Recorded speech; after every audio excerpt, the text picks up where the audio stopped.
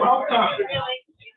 I'd like to welcome everyone and commend you on braving the threatening weather and being rewarded with both blue skies.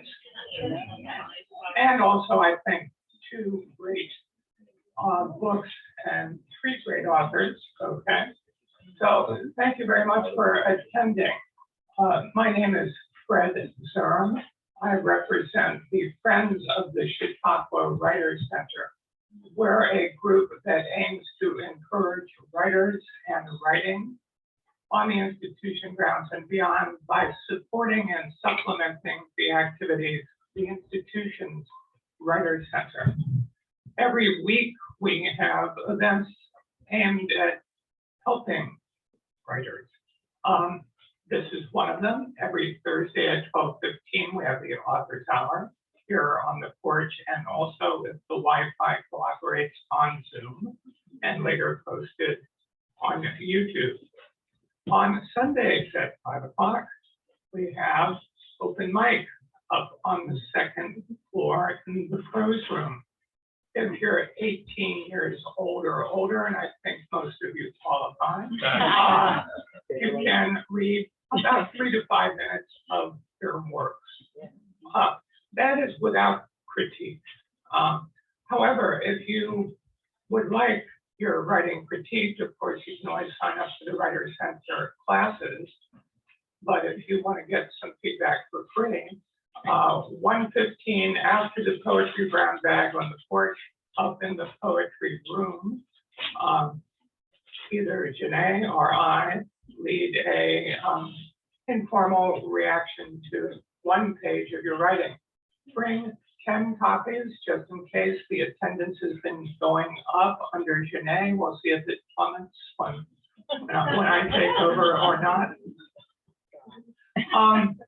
So those are the weekly activities. At halftime, I'll talk about some of the annual special events that we sponsor. But now we need to get to our first reader, who is Carol Townsend. She is an associate professor emerita of the Art and Design Department at the State University College of New York at Buffalo, where she both taught and served as chair. She holds a Master of Fine Arts in Applied Design from Ohio University, go Bobcats. Her work in ceramics and mixed media has been exhibited widely, both nationally and internationally. She has been a frequent participant in the Chautauqua Writers Center poetry workshops and has served on the board of the Friends of the Chautauqua Writers Center. Her poems have appeared in the journals Voices de la Luna, Sal's Here, The Healing Muse, in the Buffalo News, and on the Master Poetry Inc. website. Her poem Nest was selected for the Public Art Project Buffalo on the Move, sponsored by the Just Buffalo Literary Center and the Niagara Frontier Transportation Authority. So if I remember correctly, you were displayed on a bus stop, is that right? A bus stop, okay. That's great. Public art, all for it.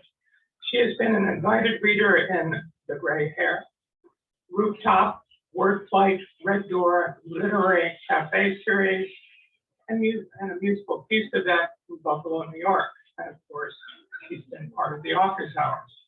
She is the author of the chapbook, which is a sort of short book, and the full-length book, that was A Cinder in My Knee, and the full-length book, The Color of Shadows, both on sale and available for signing later. Carol Townsend.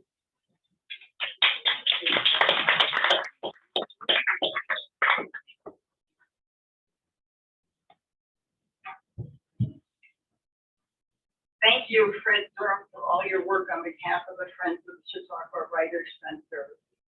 It's quite a job. I'd like to shout out to the workshops offered here by the Chautauqua Writers Center, without which I would not be a published poet today, I'm sure. So I welcome my fellow authors, fellow poets, and all of you who have taken out some time in your very busy Chautauqua schedule to be here today. So just in brief, before I start to read read, I want to say that I am fascinated by the storytelling potential of poetry, the tales of what it's like to be human. So I'd like to start with just two small poems from my chapbook, A Cinder in My Knee. I grew up on a small dairy farm in the foothills of the Catskills, and as we know, those dairy farms are disappearing today. And so this is an homage to that way of life, and I hope you enjoy. So the first poem in the book, again, A Cinder in My Knee. And by the way, I do have a cinder in my knee, which means I carry a piece of my home place with me wherever I go, quite accidentally. Poem is called Cinders. Can you hear the rain of pea-sized grains sliding down the chute into the cellar bin? The whoosh of anthracite by the shovelful pitched during twice daily feeding frenzy? The roar of the furnace's opened orange maw? In winter, pipes pinged as hot water sizzled up the metal maze, setting iron a-clicking in all 14 farmhouse rooms, which also meant ash to be emptied out, grit my father spread on the drive, bordered by a snowball bush on one side, and on the other, a thicket of forsythia, big enough to hide a bus. A warning in country quiet, cinders crunched under tires, caught in work boot cleats, the bane of mother's existence when tracked across the clean kitchen linoleum. In time, a basement oil burner was installed, blacktop laid, wider than the street out front, more like a boulevard, but not before I tripped. I still carry a fleck of gray under the flesh of my left knee, talisman of the fall taken, proof positive of the tale I tell.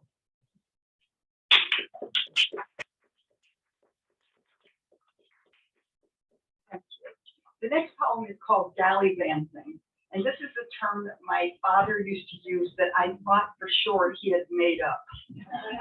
It wasn't true. It is an actual word. Gallivanting.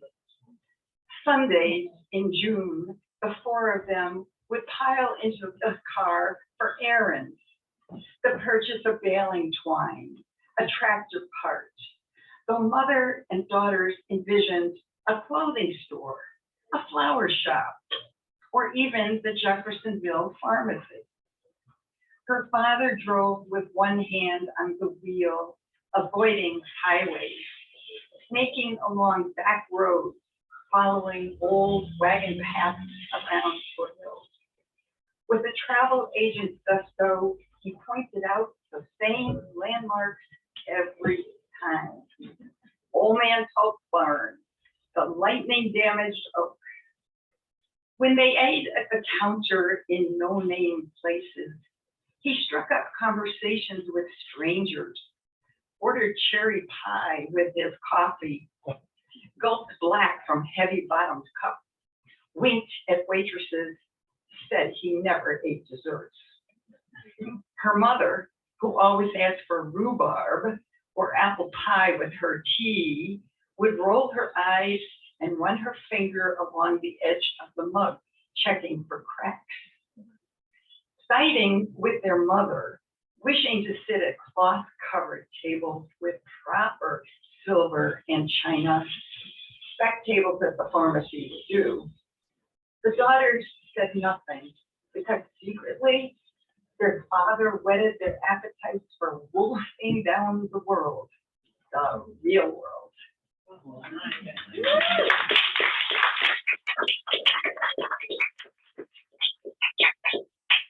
Thank you. It's not necessary to clap after everyone, but I do appreciate it. But we will. The next couple of poems will be from this book, The Color of Shadows. The first one is from the first section of the book, which is called word play. So it's more an ars poetica. It's a poem about the act of writing called Hungers, subtitled Fingers in the Porridge. My arms are plunged into words up to the elbows. Sarcasm sticks to my palms. I savor the phrase, ignore an adjective caught, excuse me, like a piece of spinach between my two front teeth. My cheeks bulge with adverbs. Clarity puckers my lips as I gorge on illusion and watch for bears. This one is also an Ars Poetica, and it's called Where the Poem Hides. My left leg goes everywhere with me, forgotten, until my mustache muse slathers it with honey from his hands. He notes a tracery of fine lines along the arch where a tendon tore, where heel was sawed, where steel pin broke behind its threads. At the calf, he fingers a divot, a crater formed when the boils broke during 8th grade math. There are still cinder shadows embedded in flesh, my knees second rate to cousin Marcia's, the Hames model. He circles my thigh, an inch less round than the other, nerve laden with nodes that seal a career in, say, ballet. My dimpled derriere, which I was taught to downplay, quivers where he touches it. Boyfriends pass, and he must crave cellulite. This is where he and I found the poem today. I wonder where it will be tomorrow. Stuffed into my brassiere.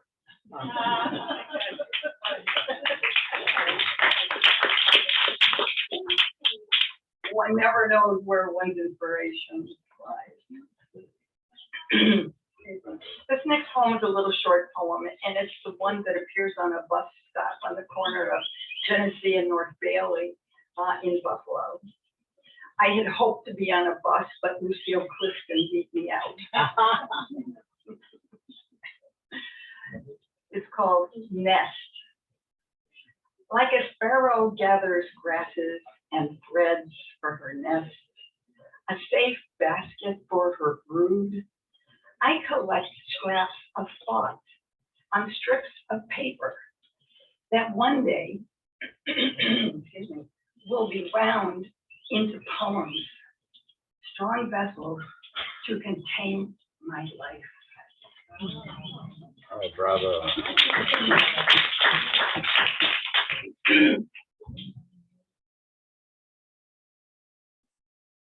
I'm sorry, changing weather always affects my vocal cords. The next poem is from the second section of my book, and that section is entitled Where the Weasel Works. So there's some humor involved. Garden in early morning light. Cornflowers wobble under the weight of bees, and heavy phlox heads nod. I spy dewdrops in daylilies' one-day throat. I observe, tend, prune. But wait, what is this? Hordes have sprouted and spread. Dandelions, nutsedge, and quackgrass, crabgrass, its green legs spread wide.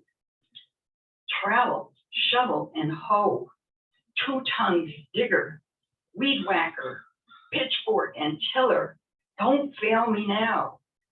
I slash, chop, dig, burn. This and the odor of mulch and manure, one would think the effort too much, but for the feel of sweat dripping, me soaking into earth. And I know that there must be some gardeners here in the audience because Chautauqua is full of beautiful gardens. In fact, the institution kids have been around today in the rain working. I felt sorry for them. The next one is also garden themed. It's called Trowel. Blister giver, opener of sod, you dull and pitted hole maker. I can taste your aluminum clasp on my tongue. Oh, bulb befriending foe of weeds, earthworm dicer, you deliver death. Trowel, my season's hoof, together we paw the garden, transforming earth one scoop at a time. My third section, the second chapter, my third section is called Stranger Than Fiction. And so it's a little area about things that are odd that one notices in passing, but can't seem to get out of their head. So this one is called Deceit. A plastic dragonfly flutters in the breeze, its wings fractioning morning light into iridescence. A real dragonfly alights on the fake one, its yellow striped body and wings banded by tufts of black chenille. I snap dozens of shots with my cell phone, but there is no clear resolution to be had. No matter the setting, each one blurry. And I am reminded of how desire distorts, how infatuation can change a chip of glass caught in a sidewalk crack into a diamond.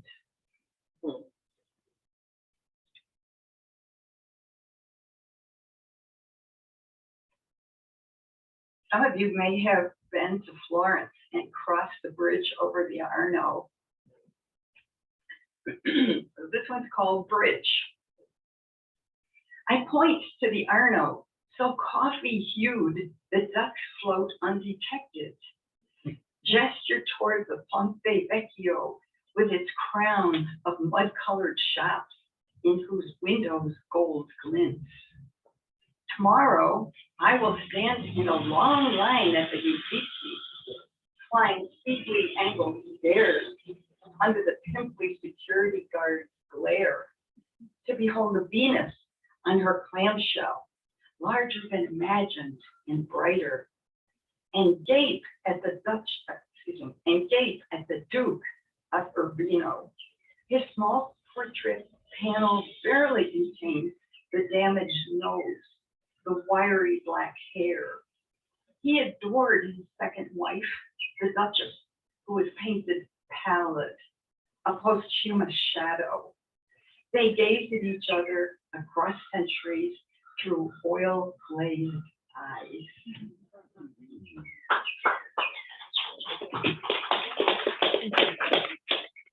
Thank you. I guess there's a lot of desire that runs through this book. And this one is kind of a desire after the fact. It's called What Remains. The maple in front of their house, its roots sunk between sidewalk and street, stands barren since her husband's death. Oh, how he had loved that tree, burning a fiery red that last autumn. She withdraws a few crimson leaves from a book on the coffee table. As she fingers them, they crumble, scatter across the carpet. She stares out the window at empty limbs, longing to feel her husband's body against hers, to forget the sight of him keeling over. Now she is a dead tree herself, hollow, an old sequoia, maybe a paper birch eaten by borers, or the chestnut outside Anne Frank's attic window, falling despite an armature of steel, like herself, corseted against grief. She is lost in a shadow forest, refusing to call the city about cutting this tree down, even after its branch crushes the hood of her car. After dark, she caresses the maple's flank, presses the trunk to herself, whispers. True story. Yeah. This one is from the section called The Flickering, which is more personal recollection. Annual visit to Evergreen Cemetery. My sister, squinting through the opaque mist, points out hospice stems strewn on our parents' gravesite. Says they must have been weed whacked. I suspect that it was more likely a deer feeding frenzy, but then she and I disagree on almost everything. Like who lived in the house at the bottom of the cemetery slope before arsenic, mercury, and lead leaching downhill contaminated its well water? Whether the girl in white who dances atop its wrought iron fence on full moon nights is a legend. Among slabs partially obscured by the relentless march of lichen are newer ones. For Anne, who never said her age, her date's now permanent in granite. For my sister's boyfriend, killed in Vietnam on his second day or the second week. Oscar, who took his life with a bullet, or was it rope? During childhood, we came here in winter, threading our way between tombstones to lay pine boughs on graves. Grandmother's carved maiden name was the same as Grandpa's. Could they be first cousins? In spring, lilacs or peonies. Definitely geranium in July. We visit less frequently now, strolling slowly along the lane that weaves through the sacred space. Our feet upon rut, borne by wheels of horse-drawn carriages, and now by automobiles, whose underbellies scrape against the hump between the two. We follow parallel tracks.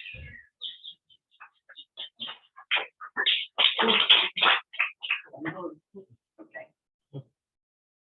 Then I want to share with you this last poem, which I wrote as part of taking part in an event called the Musical Feast, which this November was a celebration of both music and poetry. And for some reason, this was the last thing that were done. It's called Transcendence. I cannot help but scatter pieces of me, leaving them behind, marking certain places as mine, each astonishing, sacred, like the path that slides down the back slope of the Acropolis, the flattened peak of Monte Alban, where hawks cavort above clouds, the rope bridge hovering high over Rwandan jungle. But when fingers of sunlight slant, caress my garden late in the day, I am driven inside to lined paper, sharpened pencil, the altar of writing desk. Only then do I reassemble and made whole again. Thank you very much.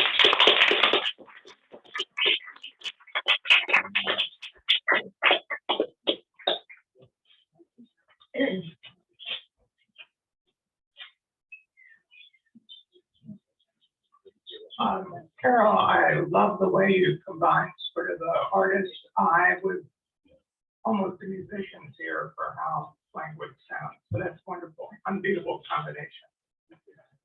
Just a couple of general announcements about our annual activities. The Friends of the Writers Center, that is what we sponsor. You can tell we're getting at the halfway point of the season because most of our annual activities are behind us. last night in the Hall of Philosophy, or early evening, we had the favorite poem project, in which about a dozen Chicagoans read their favorite poems. We've also had the Authors Among Us book tour back in July 17th, where local authors sold some books. I see one of them out there. Okay. The one remaining major activity is coming very soon. We sponsor a writing contest for writers of all ages, but the closing date is Sunday, July 31st. So if you're a writer or know a writer who's been to Chautauqua, even if it were just on a Sunday for free, you're still allowed to enter the contest. As with most things, it's online these days. If you go to www.chq.org, that's the usual prefix, then a /FCWC for Friends of the Chautauqua Writers Center. You can find out about all our different activities, including the writing contest. You can also find out how to join, nudge, nudge, wink, wink, okay, and help sponsor these activities. Back to the main business. So we have actually two more offers, but basically one book. I will read the two bios, the shortened versions. We have two. Sabeeha is the author of the memoir Threading My Prayer Rug, which is a finalist for the William Saroyan International Prize for Writing, received the San Francisco Book Festival Award, and was listed as top 10 religion and spirituality and top 10 diverse nonfiction books by Booklist. A blogger and public speaker, she's an op-ed contributor to the Wall Street Journal and has published articles in Forward, Salon.com, New York Daily News, Washington Jewish Week, and the Baltimore Sun. We Refuse to Be Enemies is the book she's presenting today, How Muslims and Jews Can Make Peace Rather One Friendship at a Time. And she has a third book coming out. It's Not What You Think, that's the title. Okay, I can't comment on the book. Okay, It's Not What You Think, An American in Saudi Arabia. That'll be published in October of this year. Walter Ruby is a veteran activist in Muslim-Jewish relations who has organized hundreds of twinning events, bringing together thousands of Jews and Muslims in more than 30 countries around the world. Ruby served for decades as a reporter and commentator for American Jewish and Israeli publications. His articles and op-eds have appeared in the New York Times, Wall Street Journal, Los Angeles Times, USA Today, Washington Jewish Week, and Baltimore Sun. He lives with his wife Tanya in Frederick, Maryland. Let's welcome Sabeeha and Walter.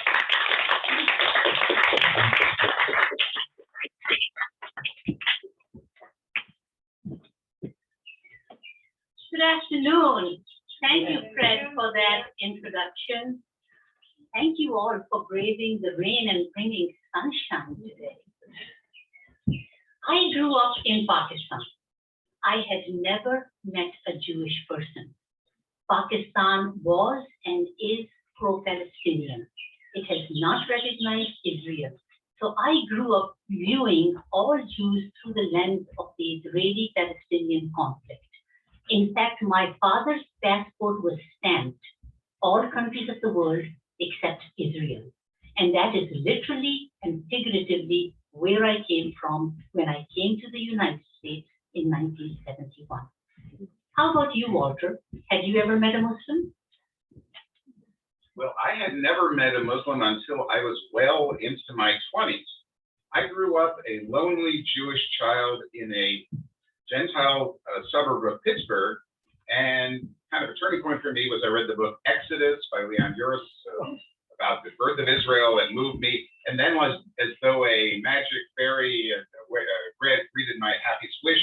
We actually went to live in Israel when I was 11 years old for a year. My father had a sabbatical. So I felt for the first time deeply at home and connected to my true self. But during that period, I had no interactions with Palestinians, either Muslims or Christians. What was it like when we had our first encounter with the other? What changed our perception? How did each of us end up engaging in interfaith dialogue? We tell these stories in our book. I, a homemaker in the 1970s, chatting with my Orthodox Jewish neighbors by the sidewalk, exchanging notes on halal and kosher. Walter, a journalist, interviewing Palestinians in Israel and connecting personally with Muslims, Christians, and Jews. And then much later in the 2000s, he was bringing together and hobnobbing with the imams and rabbis. We take you on our parallel journeys as each of us shifted from being particularistic, celebrating our identities first and foremost, to embracing universalism and celebrating our shared humanity. And then one day in 2010, our paths crossed. I was working at the American Society for Muslim Advancement when the phone rang. The gentleman at the other end introduced himself. This is Walter Ruby. I am the Muslim Jewish Program Director at the Foundation for Ethnic Understanding. I was floored. An organization devoted to Muslim-Jewish relationship building? Neither of us had any idea where this relationship would go. In 2016, my memoir, Treading My Prayer Rug, was being published, and I realized that it would be nice to get a blurb from a rabbi, Walter. Now, he is not a rabbi, but he worked for one. So I emailed him, and this nice Jewish gentleman spent his day of rest on Saturday reading my manuscript and wrote back, Sabeeha, why don't the two of us write a book? Walter, why the idea? Well, the fact of the matter is that having had to read the book over the weekend, as she said, I read it and I was like blown away. It was just a wonderful book, a candid, thoughtful, and uplifting account of the immigrant experience and the upbuilding of the American Muslim community.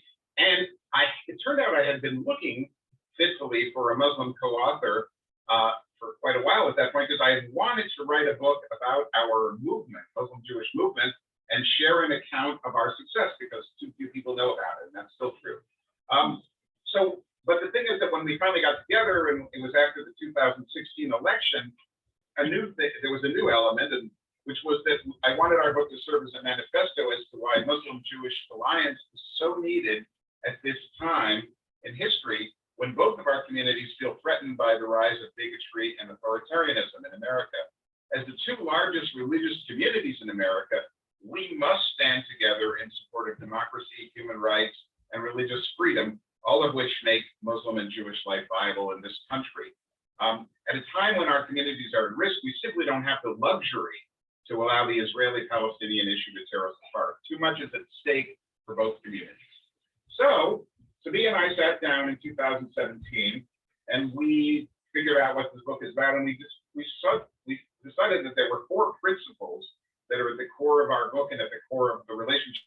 And 100 Muslims, maybe 2 or 3 out of that 100 would know this too. And it's so indicative of how we are two communities like separated at birth. We have so much in common that we just don't realize. But that's a very important one. The second one was welcome the stranger, the principle of welcome the stranger, which again is in both holy books.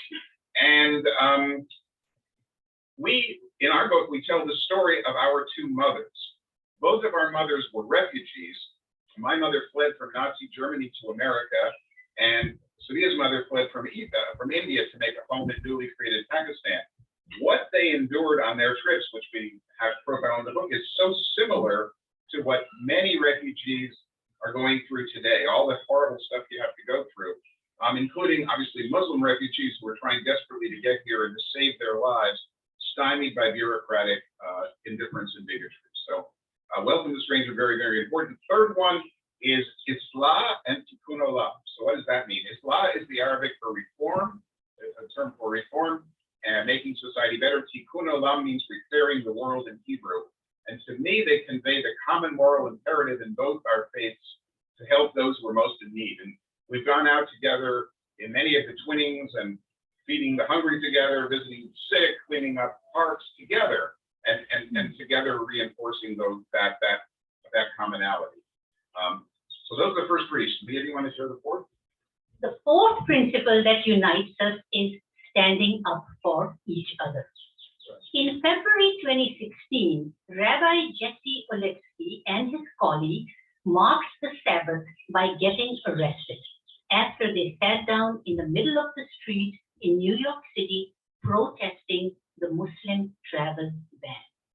The rabbi spent the night in a holding cell in New York City's 33rd precinct. Why would a group of rabbis subject themselves to a night in jail to protest a ban on Muslims? Because, according to Rabbi Olipsky, we know all too well what happens when one faith doesn't stand up for the other.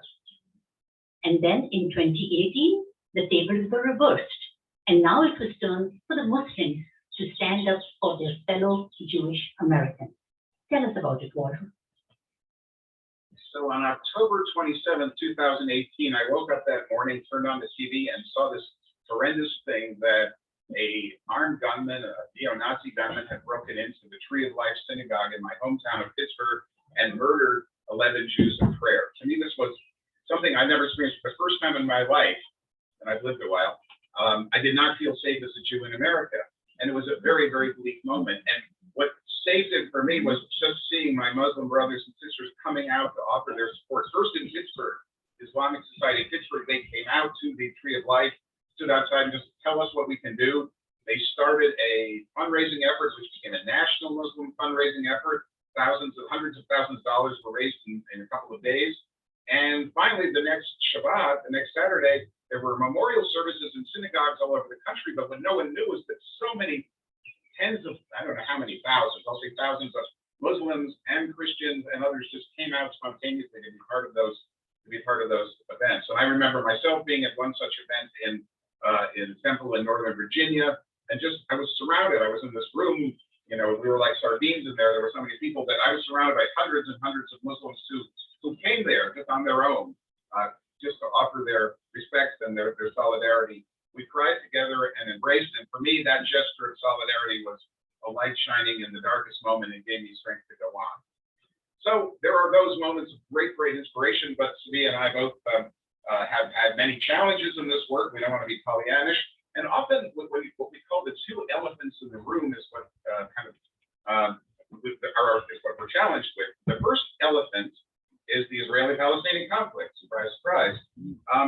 So we devote a chapter about it in our book, so you can read that, our dialogue on it. But we have come to the conclusion that this elephant is too big to brush under the rug. So what we try to do is we establish we've already built a kind of relationship of trust and ability to talk to each other. And at a certain point, we're ready to talk about this and to encourage our fellow Muslims and Jews to do the same, to dialogue, debate, agree to disagree when needed, but to move on together. And finally, the second elephant is doctrines in our respective holy books that offend the other. We can talk about more of them later if you want, but the one that was worked with me, I want to share, was that when I started to read the Quran and read about the scripture stuff, the Jews in the Quran, I felt uncomfortable because I felt that there was a lot of angry condemning of the children of Israel back in the day. As they're fleeing Egypt, God opens the Red Sea, God shows Moses, here's the Ten Commandments. He comes down, and what are they doing? They're worshiping the golden calf. Oh my God, how could they do that? That was the thing. I mean, how ungrateful. Da da da da. So I was sort of hurt by that, and then I talked to imams, I talked to Muslim scholars, I talked to Muslim friends, I talked to Sabeeha, and what many of them said to me was, it says almost exactly the same thing in the Torah. If you read the Torah, the Jews are also chastised for worshiping the golden calf. And when I thought about it, I said, that's so true. And what it made me think is that we all have this common tendency, whatever our ethnicity, our religion, that we can laugh at we can criticize ourselves, we can laugh at ourselves, but if somebody else does it, it's anti-Semitism or it's Islamophobia. So that was a huge learning experience for me. And again, it gave me the insight that you've got to reach out if you're feeling uncomfortable, if you're feeling, you've got an uncomfortable question, you've got to come out, and it helps to grow and it helps to move on. While writing this book, Walter raised the issue of Prophet Muhammad's relationship with the Jews and an incident of mass killing. I was not familiar with that. I pulled out my books, did my research, and came up with an answer that I thought settled the issue. Walter challenged me again with yet another question. I emailed my network of scholars, made some phone calls, got my answer, and this continued back and forth until I was exhausted. It's all in the chapter titled, Is the Quran Anti-Semitic? Is the Torah Genocidal? By the time we finished writing this chapter, all I could say was, thanks to you, Walter, I am far better informed. Then there's the issue of Sarah and Hagar. Well, first of all, yeah, there's many, it's interesting that one of the bigger disagreements we had was on the question of location. You know, it sounds like kind of an essence, not a big deal, right? But location, location, location. So if you read the story in the Torah about Sarah urging her husband Abraham to cast her maidservant Hagar out into the desert together with her son Ishmael, etc. That whole thing in the Torah takes place in Beersheba, in Israel, what is today Israel, and then they find the well, and according to the Quran, it takes place in Mecca. And I'm like, well, wait a minute. I lived in Beersheba in 1976. I used to wander out into the desert. I used to meet Bedouins, and I was like, whoa, this is where Abraham was walking. And but the Muslims are saying, no, it happened 800 miles away in Mecca. So Sabeeha and I would have a discussion. Sabeeha said, well, if the camel caravan would take only 10 days to get there, etc. It was also a great discussion, and it led us to the larger question of the conflict. At one point, Walter said to me, Sabeeha, if I was a Muslim, I would be very upset at Sarah for having thrown Hagar out of the house and forcing Abraham to leave them in the desert. I said to Walter, that's not our story. We don't believe that Sarah made Abraham take Hagar out of the house. We believe that he did it because it was God's command. And the story, the way we know it, is that when Abraham left her and baby Ishmael in the desert and turned to go, Hagar asked him, are you leaving us here because God commanded you to do this? Abraham said, yes. Hagar's response, then he will provide for us. In fact, we revere Sarah. When my husband and I visited the tomb of the patriarchs in Hebron, we said the Fatiha prayer for her. And Sarah is a very popular Muslim name. So coming along, Walter and I have learned a few lessons in this journey, and we'd like to close with that. I have a minute or two? Okay. So the first lesson is that we are Americans first. While the Israeli-Palestinian issues matter greatly, we live here, not there, and our common homeland of America is threatened unless we unite to save democracy and pluralism. We've been hearing about this all week, and it's imperative that we stay together. Number two, speak out and stay engaged together against injustice here and abroad. 3, Muslims and Jews should support the work of NGOs that are doing good work in Israel and Palestine that are saving lives. 4, allow others to speak out even if we do not agree with them. Representatives in Hal Umar and Rashida Tlaib have said things that have hurt the feelings of Jews, but they have as much right to advocate for Palestine in the halls of Congress as Jewish members like Senators Chuck Schumer and Ben Cardin have a right to speak up for Israel. Number 5, don't allow Israel-Palestine to be weaponized by putting the Israel-Palestine issue above strengthening Muslim and Jewish ties here in America, driving our communities apart rather than building ties of communication and cooperation. The tendency of some Muslim leaders to say that Muslims should not form relationships with polite Zionists, but only anti-Zionists is one expression of this, as is the effort by some Jewish leaders to criminalize support for the BDS movement. Are these examples? Number 6, Let us not denigrate or demonize people on either side. Activists like Linda Sarsour have correctly demanded that they be able to speak freely as proud Palestinian Americans, but we disagree when Zionists are demonized. Number 7, Muslims should engage with mainstream American Jews who consider themselves Zionists rather than allying themselves exclusively with anti-Zionist groups. Jews should engage with Muslims like Kalev and Omar and Sarsour. We need to dialogue with people with whom we may disagree on the Middle East issues, but we agree on causes that are important to us here in the United States, and thereby advocate for diversity. And finally, number 8, let's be cautious about labeling one another as anti-Semitic or Islamophobic. We acknowledge the sensitivities on both communities. Criticizing Israel politics or Israeli leaders is just that, a criticism of politics. And it is not a criticism of all Jews. And likewise, being critical of Muslim leaders and Muslim countries is just that, it's not Islamophobia. So we will close by reading a passage from each of our books. Walter, would you like to go first? Sure.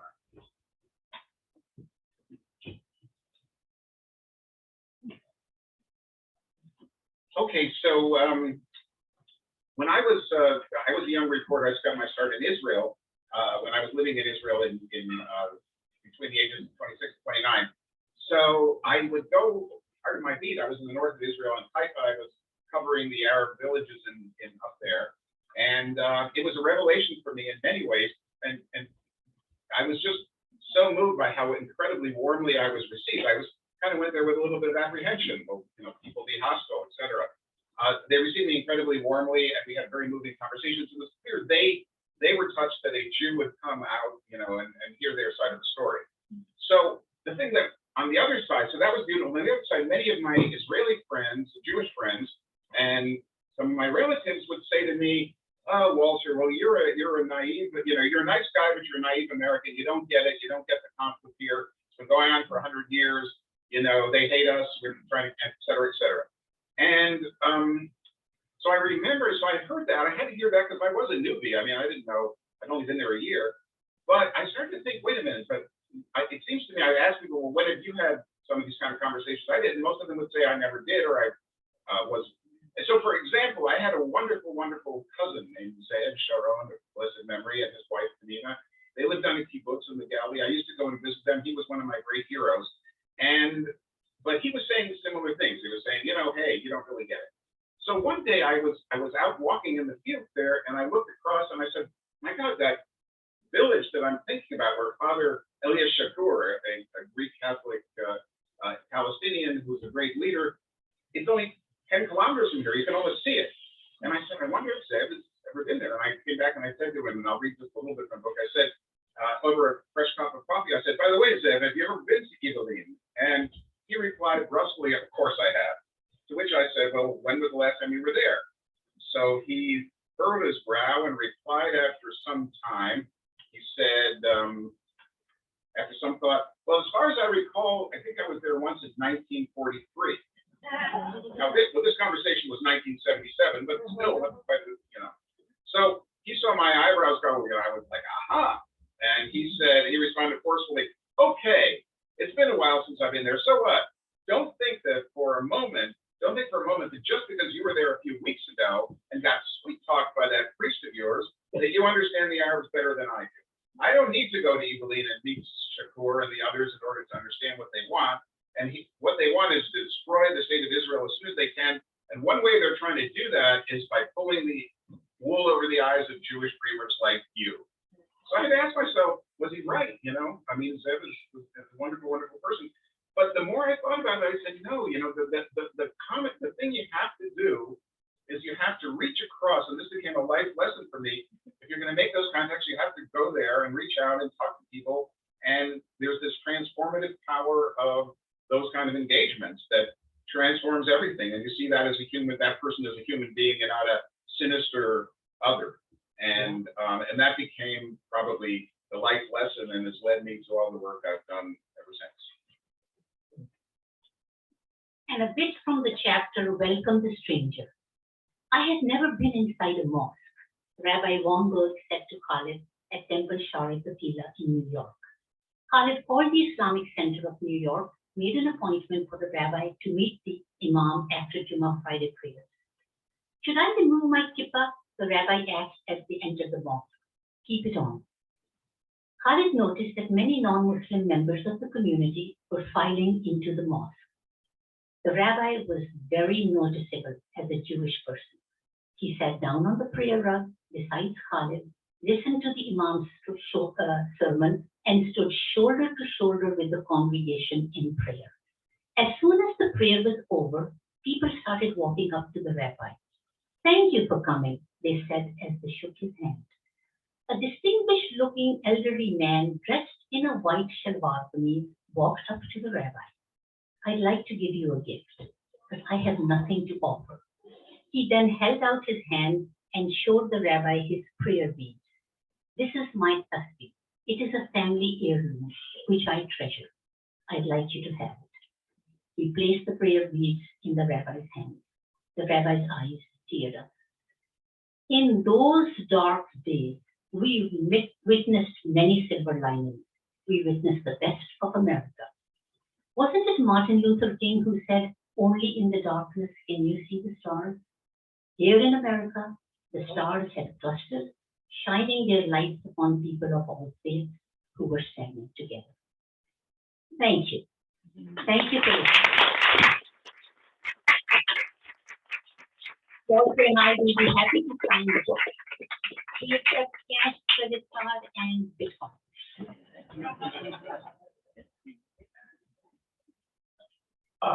Thank you so much, authors. Thank you so much, audience, for coming. Next week, we have another author's hour. We will have poet Cheryl Jennings reading mostly from her latest book, The Sustained Pedal, and young adult fantasy writer Robin Page reading from her Edge of Yesterday series. Thank you for coming. Hope to see you at other Friends of the Chautauqua Writers Center events. Take care.